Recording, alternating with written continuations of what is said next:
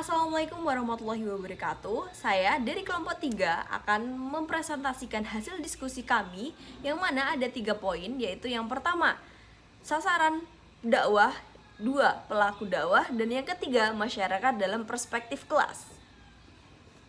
Oke, yang pertama kita akan membahas mengenai sasaran dakwah yang mana sudah kita rangkum menjadi 5 poin. Yang pertama yaitu hakikat sasaran.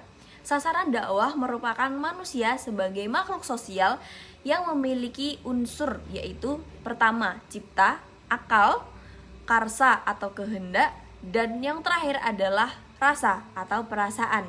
Nah, dakwah itu harus menyentuh ketiga aspek tadi. Yang selanjutnya yaitu konteks sosial.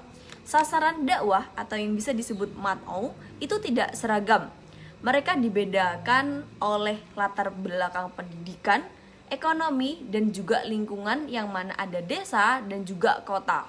Nah, sehingga bahasa dakwah itu harus menyesuaikan kondisi tersebut. Selanjutnya kita akan membahas mengenai struktur masyarakat. Sasaran dakwah itu dipengaruhi oleh stratifikasi sosial, yaitu ada 3, kelas atas, kelas menengah, dan juga kelas bawah. Nah, pendekatan dakwah harus peka terhadap posisi sosial dan kelompok kepentingan di masyarakat. Nah, selanjutnya di tantangan global. Di era modern, sasaran dakwah berada dalam lingkungan yang plural atau bisa disebut majemuk dan menghadapi arus hedonisme dan juga konsumerisme. Nah, dakwah di sini berfungsi sebagai filter sosial bagi mereka. Yang terakhir yaitu era digital. Sasaran dakwah saat ini adalah masyarakat cyber atau bisa disebut netizen yang kritis dan juga menyukai kecepatan informasi. Nah, dakwah harus bertransformasi ke media digital untuk menjangkau mereka semua. Baik, selanjutnya saya akan menjelaskan tentang pelaku dakwah. Yang pertama, definisi dan peran dasar. Pelaku dakwah didefinisikan sebagai individu atau kelompok yang melaksanakan tugas dakwah seperti dai atau mubalik, yang menjadi bagian integral dari unsur-unsur dakwah. Dai pelaku, madu objek, madah materi, wasilah media, toriko metode, dan asar efek. Mereka bertugas mengungkap masalah sosial di masyarakat modern maupun tradisional, seperti konflik, kemiskinan, perubahan sosial, dan pluralisme, serta memberikan solusi berbasis teori sosiologi, Al-Quran, dan hadis. Pelaku dakwah harus terorganisir untuk menangani skala besar, melibatkan perencanaan dan pengelola agar dakwah efektif di tengah masyarakat plural. Selanjutnya, syarat dan kompetensi dai. Dai wajib memenuhi syarat esensial, penguasaan kandungan Al-Quran dan hadis, pengetahuan pendukung dakwah, serta takwa kepada Allah. Dai terorganisir mencakup 3 komponen, dai itu sendiri, perencana, dan pengelola, untuk menangani skala dakwah yang luas dan kompleks. Polarisasi peningkatan kualitas dai dalam sosiologi diperlukan agar dakwah cepat, tepat, dan berdampak pada kemajuan masyarakat. Selanjutnya, strategi pelaku dakwah. Pelaku dakwah menerapkan strategi sosiologi seperti struktural fungsionalisme atau mempertahankan keseimbangan sosial, teori konflik atau menyelesaikan pertentangan, interaksionisme simbolik atau membangun makna melalui interaksi, siklus, dan pertukaran. Di masyarakat pedesaan, mereka fokus pada keluarga paguyuban dan patembayan. Di perkotaan, gunakan media internet dan materi kontemporer. Sementara untuk marginal, pola dakwah berbasis empati dan transformasi sosial.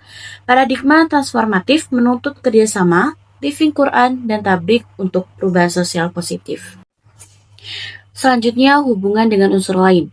Pelaku dakwah harus menyelesaikan materi tauhid, akhlak, ibadah dengan mad'u, menggunakan metode bil hikmah, mau'idah hasanah, dan mujadalah. Interaksi sosial mereka menghasilkan efek seperti peningkatan keberagaman, partisipasi sosial, dan kemajuan masyarakat, seperti mengurangi kemiskinan atau konflik melalui dakwah persuasif. Polarisasi kualitas dai melalui sosiologi memastikan dakwah cepat, tepat, dan bermanfaat bagi umat. Baik, selanjutnya adalah masyarakat dalam perspektif kelas.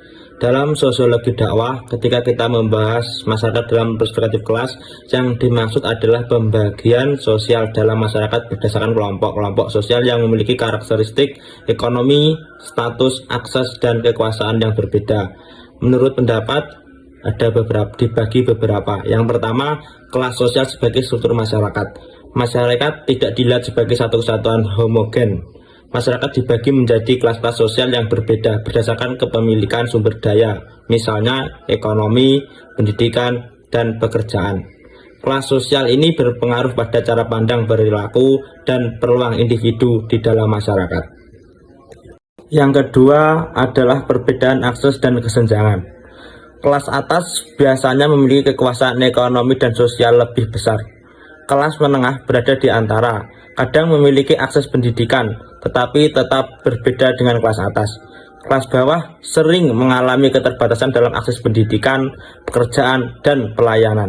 Perbedaan kelas ini berdampak pada tingkat kesejahteraan, kesempatan dakwah, serta keterlibatan seseorang dalam proses perubahan sosial.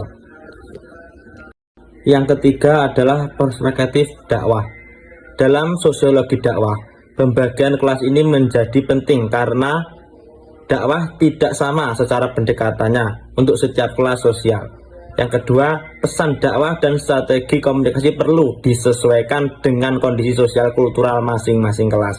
Dan terakhir, kelas sosial mengaruhi bagaimana individu menerima, menanggapi, dan mengamalkan dakwah. Yang terakhir adalah implikasi dalam dakwah. Beberapa hal yang perlu diperhatikan ketika melihat masyarakat dari perspektif kelas. Yang pertama, tingkat pendidikan memengaruhi pemahaman terhadap pesan dakwah. Yang kedua, status ekonomi memengaruhi keterlibatan dan keterlanjutan kegiatan dakwah. Yang terakhir, nilai-nilai sosial dalam kelas dapat memperkuat atau melemahkan pesan dakwah. Baik, selanjutnya adalah kesimpulan dari 3 pembahasan tadi. Pembahasan sasaran dakwah, pelaku dakwah, dan masyarakat dalam perspektif kelas.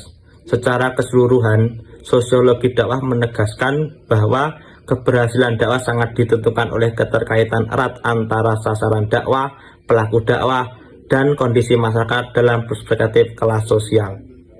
Sasaran dakwah adalah manusia sebagai makhluk sosial yang memiliki cipta, karsa, dan rasa, hidup dalam berlatar belakang pendidikan, ekonomi, budaya, serta lingkungan beragam termasuk era digital yang serba cepat dan kritis.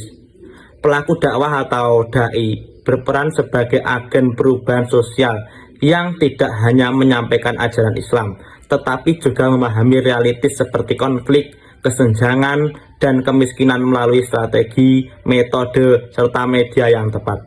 Struktur masyarakat yang terbagi kelas atas, menengah, dan bawah memengaruhi penerimaan pesan dakwah, sehingga pendekatan harus disesuaikan secara kontekstual. Dengan demikian, dakwah efektif adalah adaptif, transformatif, dan mampu membawa perubahan sosial menuju masyarakat religius, harmonis, serta sejahtera. Baik, terima kasih. Selanjutnya adalah diskusi. Kami dari kelompok 3 dari awal tadi, apabila banyak kesalahan, banyak ada yang kekurangan, mohon maaf. Wassalamualaikum warahmatullahi wabarakatuh.